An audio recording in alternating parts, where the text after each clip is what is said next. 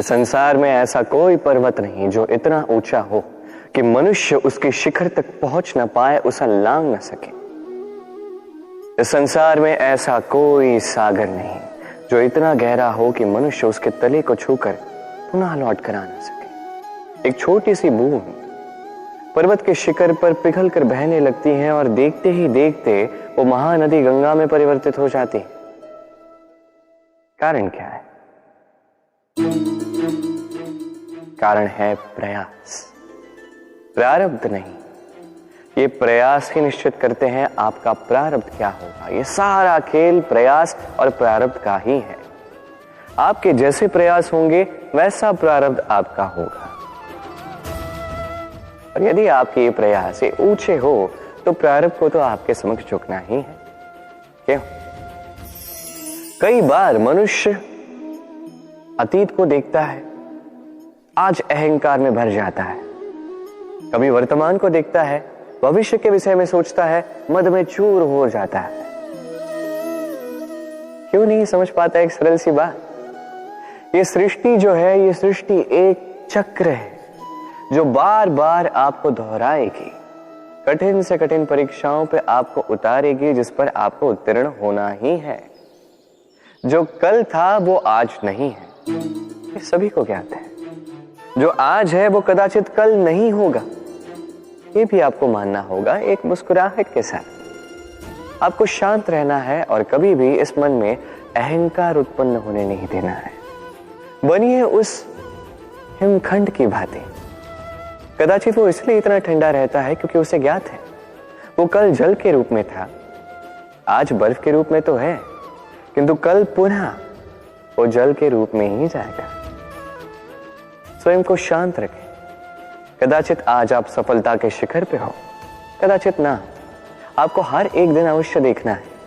बस निरंतर प्रयास करते रहिए, हर परिस्थिति के लिए सज्ज रहिए और इसे संतुलन में लाएं। आपका कल हो आज या कल, आपके अच्छे दिन हो या बुरे दिन, सब पवित्र हो जाएंगे। संसार में कई बार ऐसा होता है, हम बड़ी समस्या में होते हैं, विपदा में होते हैं, और वो लोग जो हमारे समीप होते हैं, हमारे अपने होते हैं, वो हमारा त्याग कर चले जाते हैं। हम ऐसे में दुखी हो जाते हैं, निराश हो जाते हैं, फिर स्वयं चलकर उस समस्या से बाहर आते ही हैं। अब परिस्थिति चाहे जो भी हो, वो लोग जिन्होंने ऐसे समय पे आपका त्याग किया, उनसे क्रोधित होना, उनसे रुष्ट होना, ये अनुचित है। मैं तो कहता हूं कृतज्ञ रहिए। मैं तो कहता हूं उन्हें धन्यवाद कहिए कि उन्होंने ऐसे समय पे आपका साथ छोड़ा जब आपको उनकी सबसे अधिक आवश्यकता थी।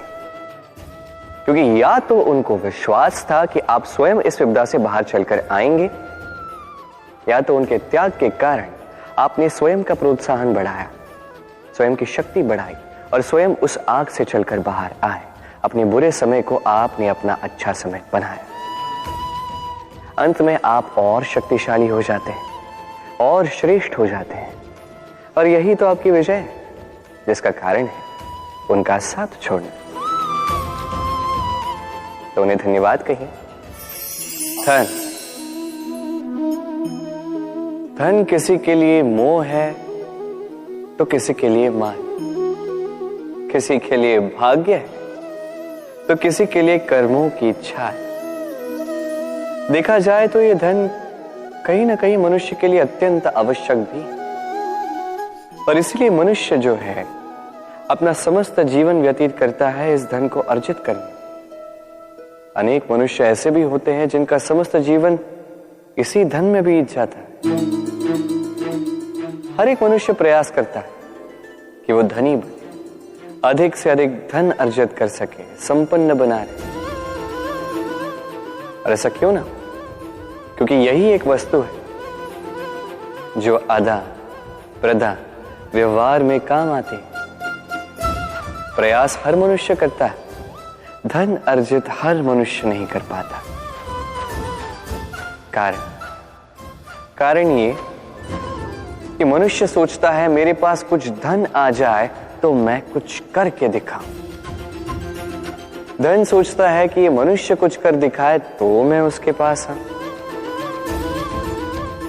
इसलिए करके दिखाए। ऐसे श्रेष्ठ कर्म कीजिए कि धन स्वयं आपके पीछे भागने लगे। आप यदि धन के पीछे भागोगे तो आप अपना संतोष खो दोगे, किंतु यदि यही धन आपके पीछे भागने लगे तो आप महान कहलाओगे। इसलिए कर्म कीजिए, श्रेष्ठ कर्म कीजिए। ये धन तो फल स्वरूप आपके पीछे आएगा ही आएगा। जीवन क्या है? ये जीवन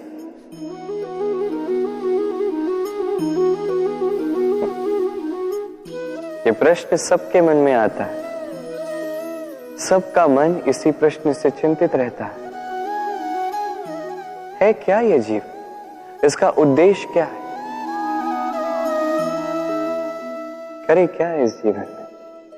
क्या ये जीवन कुछ पाना है या ये जीवन कुछ खोना है? क्या ये जीवन वो है जहां हमें परमात्मा के पीछे जाना है या हमें स्वयं को अपने स्वप्न के पीछे दौड़ाना है?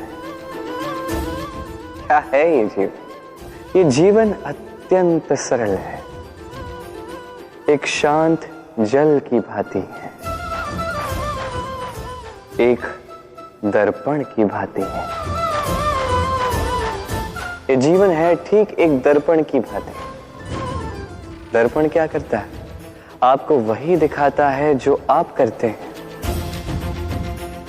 आप मुस्कुराकर दर्पण में देखिए, दर्पण आपको आप ही का मुख दिखाएगा मुस्कुराते हुए। आप रूठ कर दर्पण में देखिए, दर्पण आपको वही दिखाएगा। आप खिलखिलाकर दर्पण में देखिए, दर्पण आपको वही दिखाएगा। यही है जीवन, एक दर्पण की भांति। ये मत सोचिए कि इस जीवन ने आपको क्या दिया है। सोचना ये है कि आपने इस जीवन को क्या दिया। यदि आप इस जीवन को सुख देते हैं, आनंद देते हैं, प्रेम देते हैं, तो ये जीवन भी आपको सुख, आनंद और प्रेम ही देगा। हमारे मन में सदैव एक प्रश्न आता ही, ये जीवन जो ईश्वर ने हमें दिया, एक जीवन ईश्वर ने एक आत्मा दी पृथ्वी पर जीने के लिए। जहां तक हमें ज्ञात है हमारे पास एक ही जीवन है, तो हम अवश्य ये सोचेंगे कि इसको सुधारा कैसे जाए।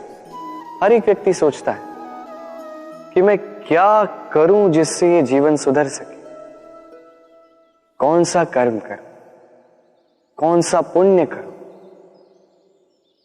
कौन सा शास्त्र पढ़ूं जिससे मुझे वो ज्ञान मिले जिससे मैं अपने जीवन को सुधार पाऊं। समस्त जीवन व्यतीत कर जाता है इन प्रश्नों के उत्तर खोजने में, वो शास्त्र समझने में। कई सारे लोग फिर भी समझ नहीं पाते। चलिए आज मैं आपको एक सरल सी बात बताऊंगा जिससे आप इस जीवन को सुधार सकते हैं। जीवन, जिह्वा, इन दोनों की एक ही राशि। जिह्वा यानी आपकी वाणी, इस वाणी को नियंत्रण में रखिए, इसे सुंदर बनाइए, मधुर वाणी रखिए।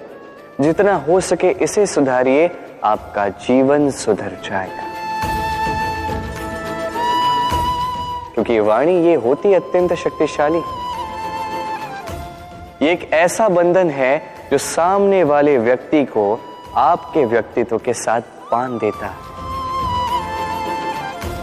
तो इस वाणी को सुधारिए, इसे सुंदर बनाइए, आपका जीवन अपने आप ही सुंदर हो जाएगा।